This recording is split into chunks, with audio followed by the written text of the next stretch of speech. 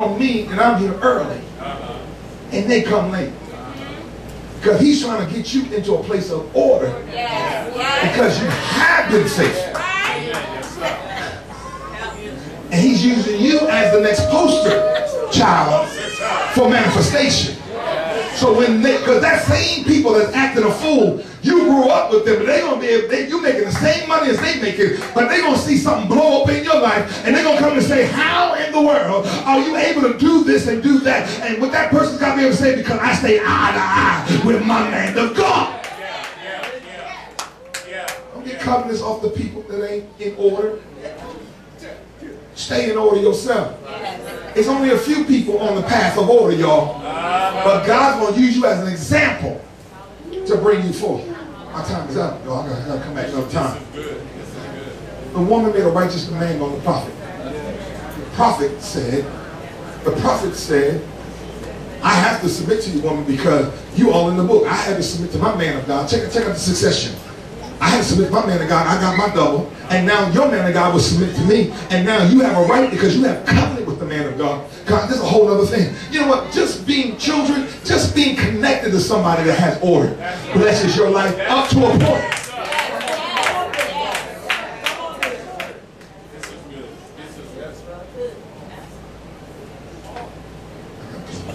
I got close.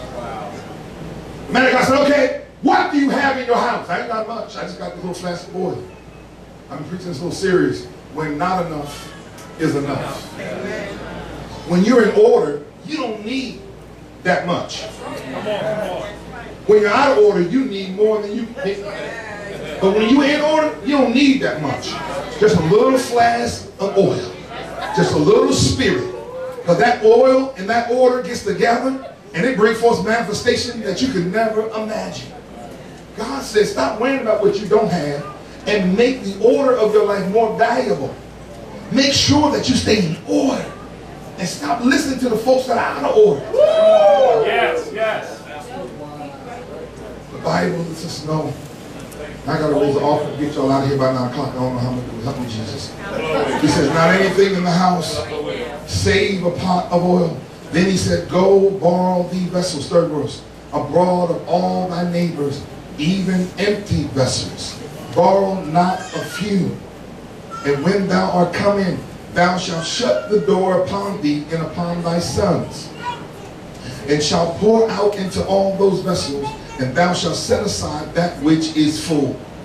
So she went from him and shut the door upon her and upon her sons, who brought the vessels to her, and she poured out. Listen, and it came to pass, when the vessels were full, that she said unto her son, bring me yet a vessel. And he said unto her, there is not a vessel more. And the oil stayed. Then she came and told the man of God, and he said, go, sell the oil. Listen now, sell the oil, pay thy debt, and live thou in thy children of the rest. God is concerned about your economy. God, because the man of God was in order all of his life, left an inheritance of manifestation even after death. When the woman of God obeyed the prophet and got all the pots, that little flask of oil began to multiply in her orderly hands. She poured in one bucket, and as soon as it filled up, they moved to another bucket. And they moved to another bucket. They kept on moving to another bucket. And see, the thing about it is, you don't know while you are praying, while you're leading service, while you're opening up the church and closing the church and making it clean and making sure it's in order and make sure Bishop don't have to worry about these natural things in the church, and while you're making sure that the tithe is in the house and making sure the seed is taken care of and making sure you're witnessing and making sure you're giving your life unto the Lord, making sure you're living holy outside of church, while you're doing all these things and sacrificing, and it looks like you're not getting any reward for it, at that moment of great need, you can cry now. Cry now, because I've been faithful unto God. I've been faithful to my man of God. And when you ask him, I'm in a bind.